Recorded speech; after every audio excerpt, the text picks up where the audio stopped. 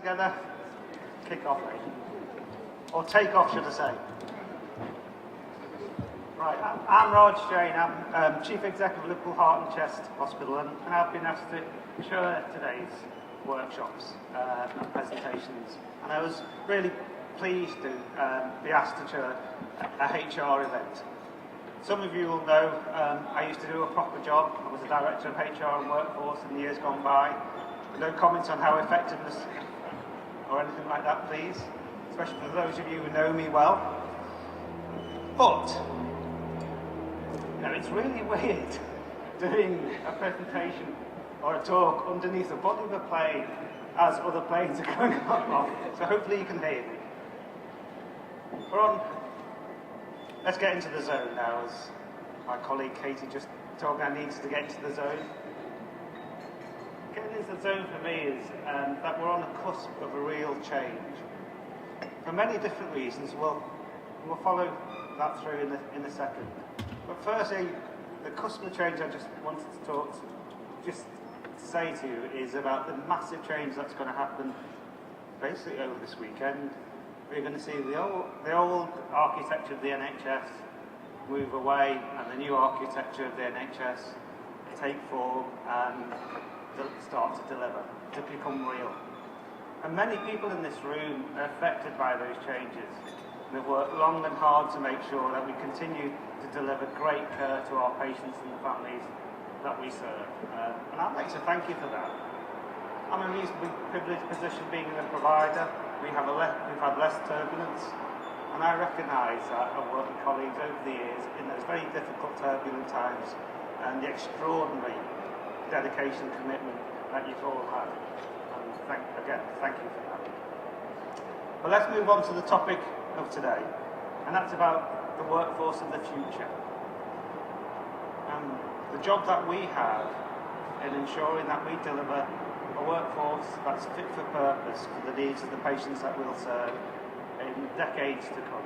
Because that's generally our time horizon, I think, in HR in terms of making a real difference.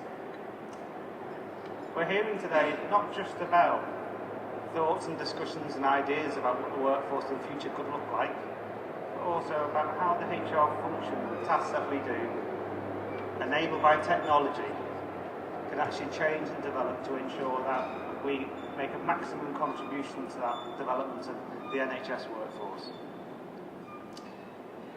We've got with us today some really, really exciting and notable speakers. And part of the reason I agreed to chair this event was to get a free ticket to come here, because I want to hear what these speakers have got to say. And I'm sure what we're going to hear today is a lot of provocation, a lot of thought, a lot of provocation of your own thoughts, making you think about how is it that we're really going to envision the workforce of the future. And I'm just going to run through some of those speakers. We've got Mark Reddington joining us straight after me. He's going to talk about the new agenda for organisational effectiveness. We've got HR graduates coming up and presenting. I'm really looking forward to that. Where are they? Can you wave? All right, looking forward to your presentation, hearing what you've got to say. Brilliant. We've got Perry Finns on the future of HR. Perry. Of course, everybody knows Dean. Dean said he's going to find it hard to make a memorable speech under the noise conditions here, but clearly he always makes a memorable impact. And often his speeches are good as well. And of course we're joined by Peter Cheese. Yeah, said that right? Peter here? No? Oh, he's joining us via Skype, Technology in Action, eh? And he'll join the discussion forum led by Dean. I was also asked just to say a few words about bringing the patient into the room and trying to relate it to technology. And some of you might be wondering why I'm carrying a TV remote control in my hand. That was useful to have a prop, I think, when you stood on stage. But there's a real significance to this TV remote. And I'm briefly going to tell you a story about a patient that's served by my hospital, Liverpool Heart and Chest, in the community, and what a difference technology can make to patient care. I think that issue about technology and patient care is just as important for you to understand and think through and envision for the future as looking at the technology that's going to support HR function. Because there's something about form and function here. Our job in HR is to ensure that we enable the best out of our staff.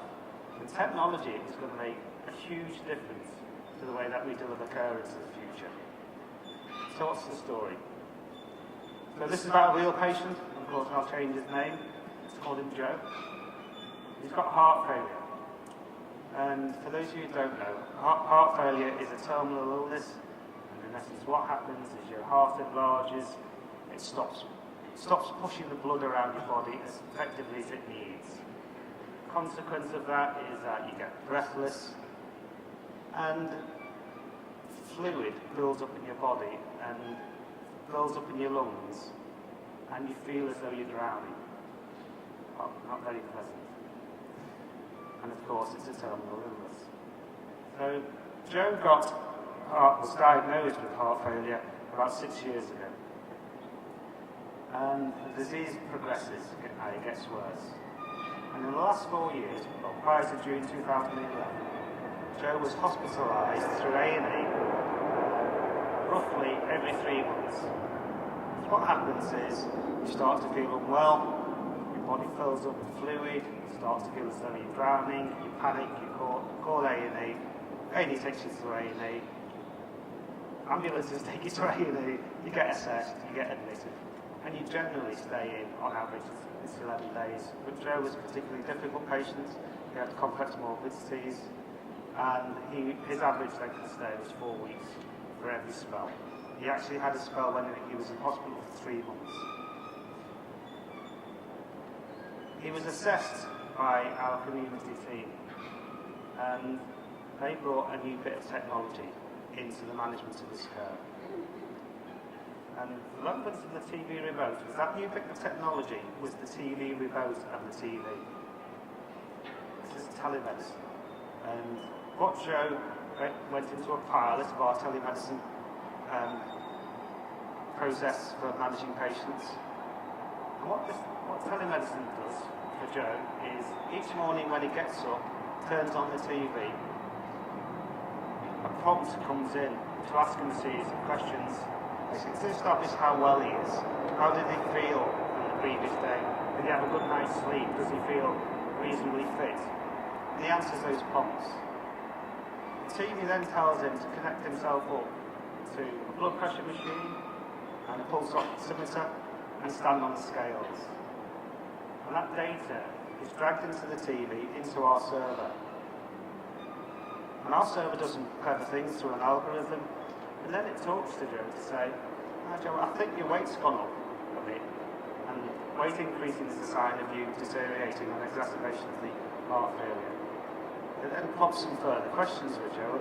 Did you have a large meal or something? He'll answer those questions. And eventually it goes through and asks him to look at some videos. It's analysed where he's at with his care. And it says, well, you might want to look at these videos. These might help you manage your condition. So it'll say things like, have you taken your drugs? Your water diuretics drugs, not what it was called. Have you done your exercise regime? And what we've found with those simple prompts through your TV, connection to the server, is that Joe hasn't had an hospitalisation since June 2011. So if you just do the maths around the costs of that, the cost in terms of the technology was connecting him up to the broadband and giving him a set-top box. One episode of admission to A&E was far costlier than the technology. So we've kept him out of hospital and living better simply because he talks to the TV each morning. But there's another consequence, well, so there's another cause there. Firstly, he feels much more reassured that he's in touch with us in the NHS on a daily basis, even though it's through a server.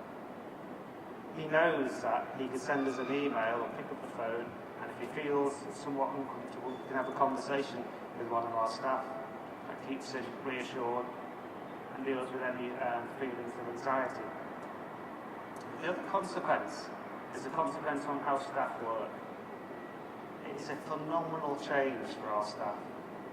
Because our staff used to care for that patient in an inpatient bed in hospital. They now have tens and tens of patients that they're caring for in their own homes through telemedicine. I'm not fully understood. They'll go away. I've not yet fully understood what the consequence on the future workforce of things like telemedicine is. But I know there's going to be a really significant consequence about how we need to lead those staff in a different way, how we need to train and develop them in a different way to what they used to be trained and developed as. And that's part of the discussion, I think, part of the question that we need to think about today is how are we as HR professionals, how are you as HR professionals, going to think that problem through, working with your clinical staff to say, how do we deliver that 21st century care? So that's bringing the patients into the room. This is really important stuff. So, on that note, I'd like to welcome Mark, and he'll talk to us about the new agenda for organisational effectiveness. Thank you.